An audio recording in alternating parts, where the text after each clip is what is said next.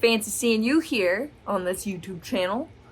Fancy seeing myself here as well. I have some major news, and that is my card room is no longer a dumpster fire.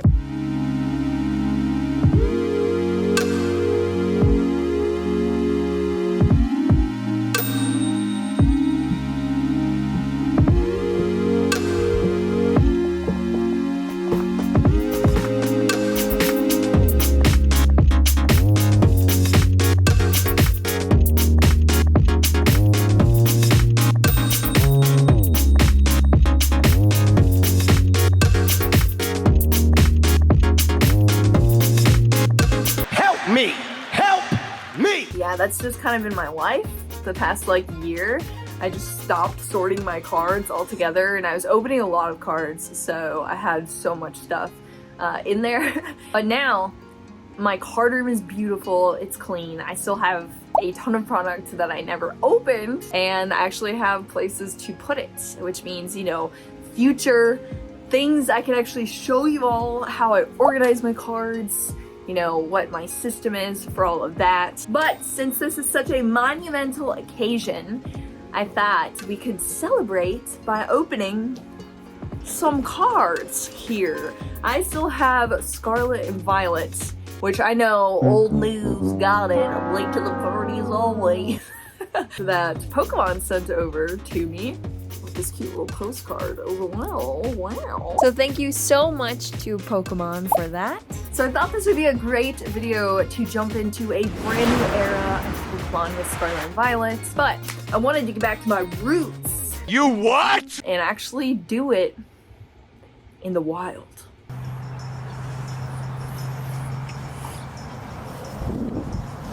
It probably sounds like I'm in a wind tunnel because I pretty much am. Upgrades to the Booze studio. I have air conditioning. Oh, I can breathe. I used to just roast up here in like 105 degrees in my office, and now I'm alive. Dang boy, he thick. He thick. Oh my gosh. He's so big. Wow.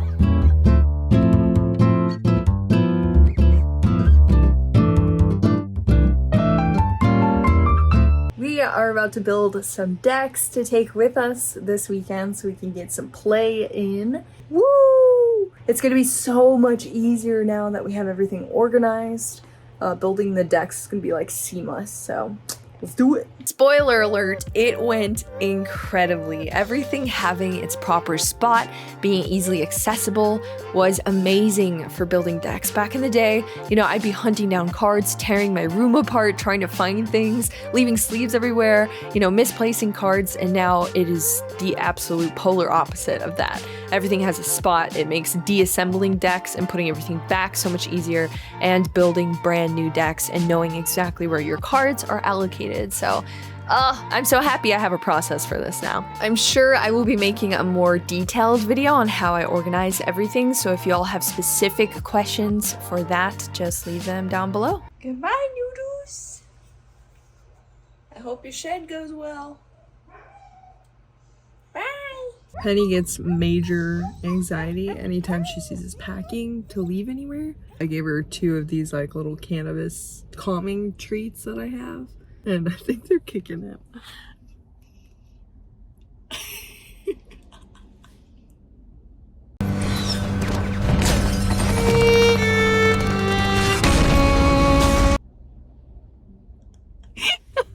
On the road to our final destination. Do we know where that is yet? No. It is super gloomy out, which is unfortunate. It's been raining kind of like all morning, so we'll see how that goes, because having a wet campsite is not very fun, especially when you're trying to play cards at it. Perfect way to pass the time on the drive is watch a regional. It got floated up to the front of the hand that says "Looky there."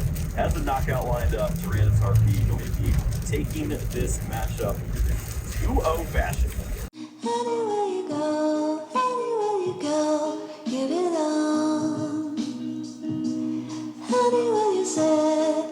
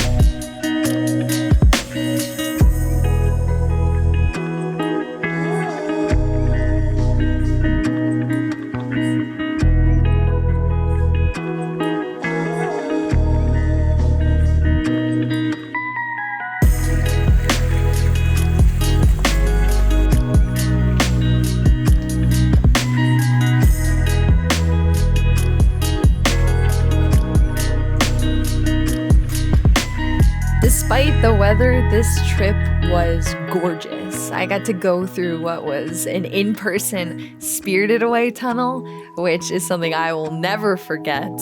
I got to ride through the mountains with my family, and all in all, touch some grass, which I think is something we all need from time to time.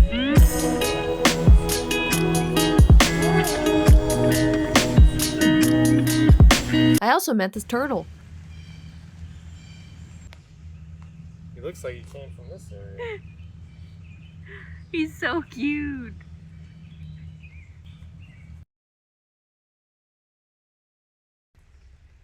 His eye is so beautiful. Reminds me of Noodles.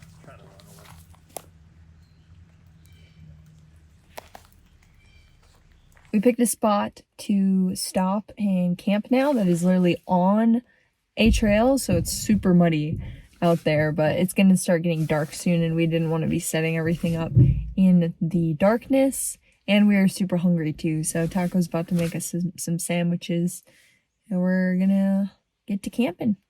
This weather has been absolutely awful. Look how muddy the truck is. All right, I put Nini's booties on. She is not happy.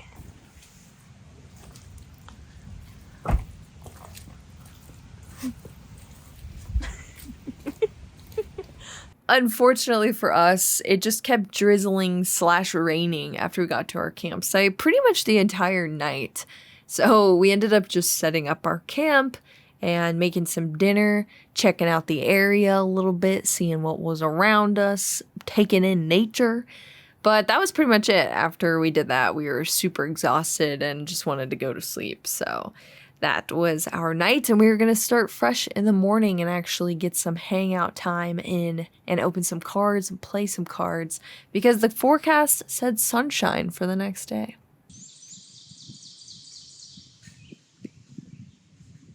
We survived the night, didn't get eaten by a bear, and woke up to some beautiful weather. So now it's time to get down to business. Featuring my cute little Pokemon fanny pack. As is with every new era of Pokemon, from Sun and Moon into Sword and Shield, and now from Sword and Shield into Scarlet and Violet, things change. And this was my first time ever opening Scarlet and Violet, and I want to jump into those changes, the nitty and gritty, my opinions on certain things, but most of all, just clarification and knowledge about the set from square one. Let's jump into the look of these cards. We no longer have yellow borders. We're into silver quotations borders, but really it's gray. Like it looks gray. I personally like this decision just because gray is a more neutral color. It matches a lot of different art schemes, and I think it just looks a little bit more seamless with the cool artwork that we're now getting in Scarlet and Violet. So I'm a fan of that. I know a lot of people like the nostalgia of the yellow, but oh well. Yeah, I get a full art jock. Nice, very nice. That being said, when you actually open and hold these cards, they feel much different from former sets that we've had. They feel a lot more plasticky, I guess is the word. I'm really hoping that means that they're a lot more hardy, a little bit more resistant, because even if you're not dumping buckets of water on your cards, hopefully you're not doing that, there's still a lot of warping that can happen with your cards, either with rooms that are too hot or rooms that get too cold. Or sometimes I've heard people standing up like 3-ring binders, having them on their side, and the cards almost get a gravity warp within the sleeve themselves. So I'm hoping that the materials they're using to manufacture these cards are a little bit more hardy, but they definitely do feel weird. They feel like fake cards when you hold them. It's very odd at first, for sure. Another huge difference is that our set symbols are gone, which is actually fantastic. There's no more trying to memorize symbols and which symbols match which set, and it being very difficult for newcomers. Now it's much easier to identify where cards are coming from because of an expansion code.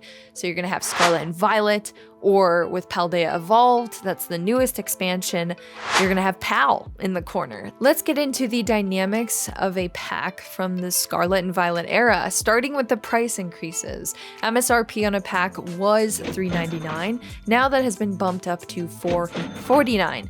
You let me know in the comments if you think the dynamics of these new packs is worth the increased price, or if you'd rather still be paying $3.99. Every single Scarlet and Violet pack is guaranteed, so you're for sure gonna get it.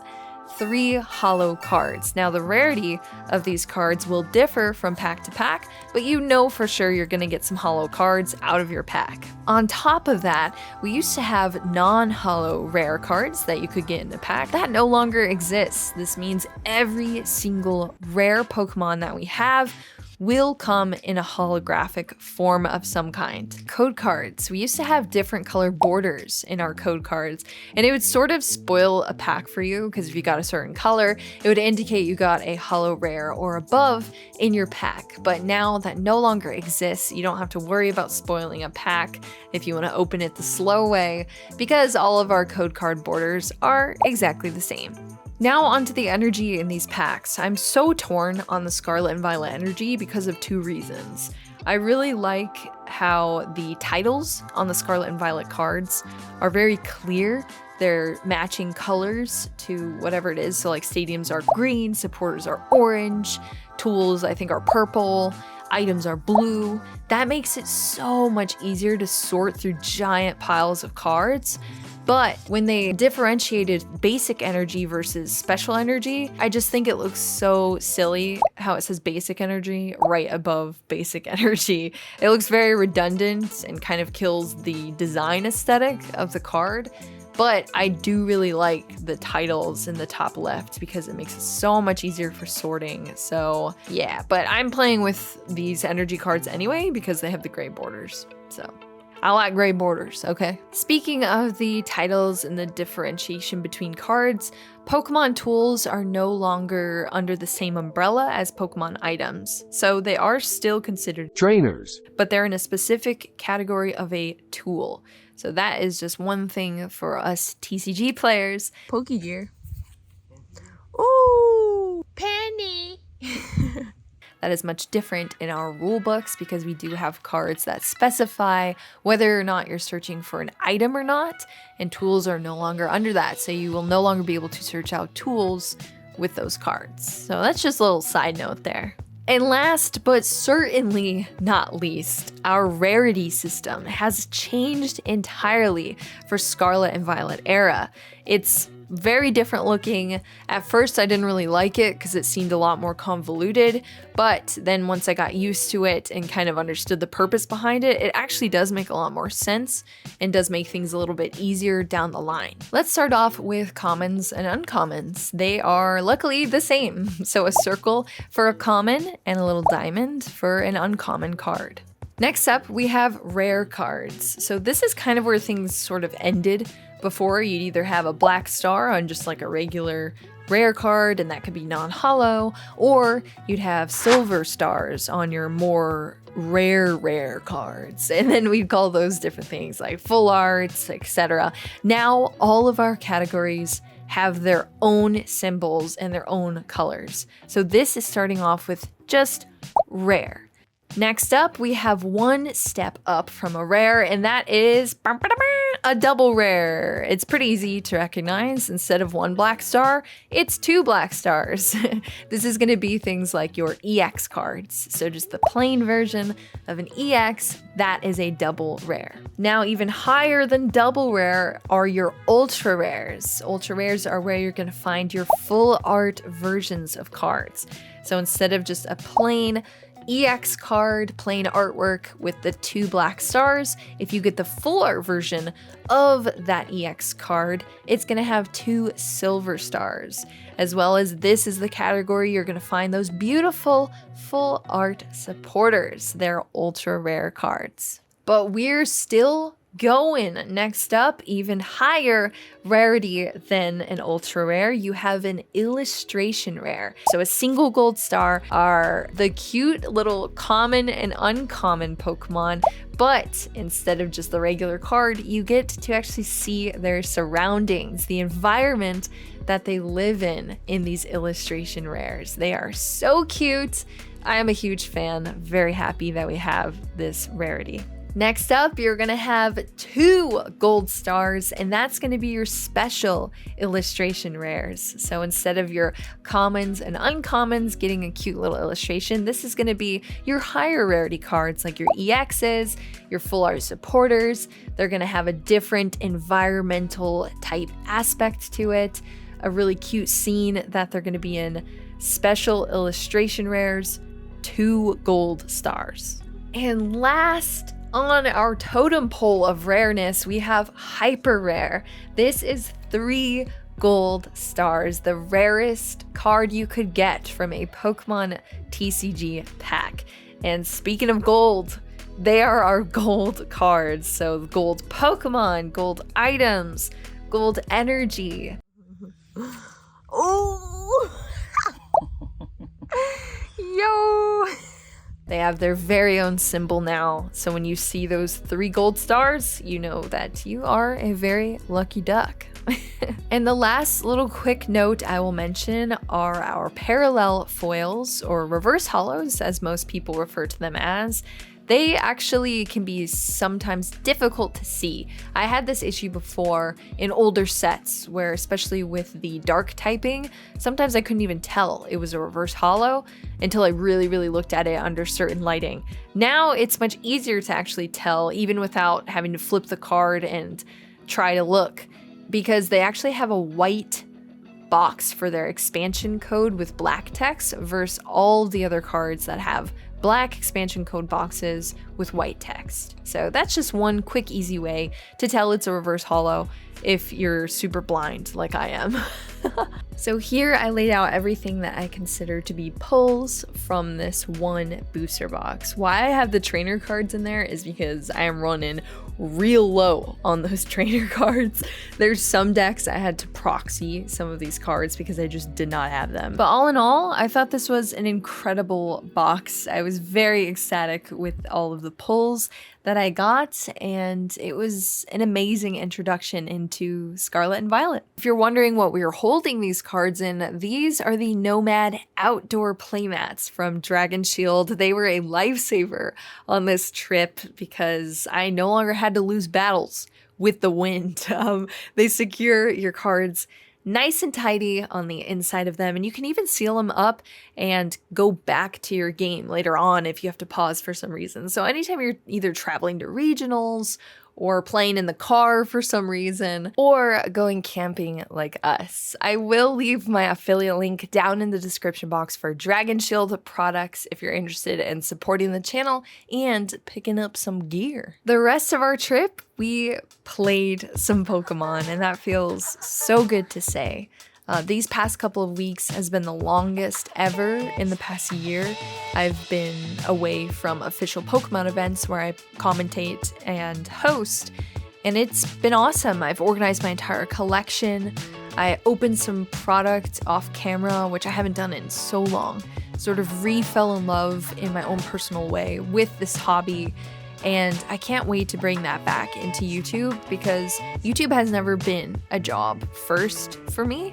It's always been my passion, my hobby, my editing, my silliness, you know, being myself has always come first on my channel.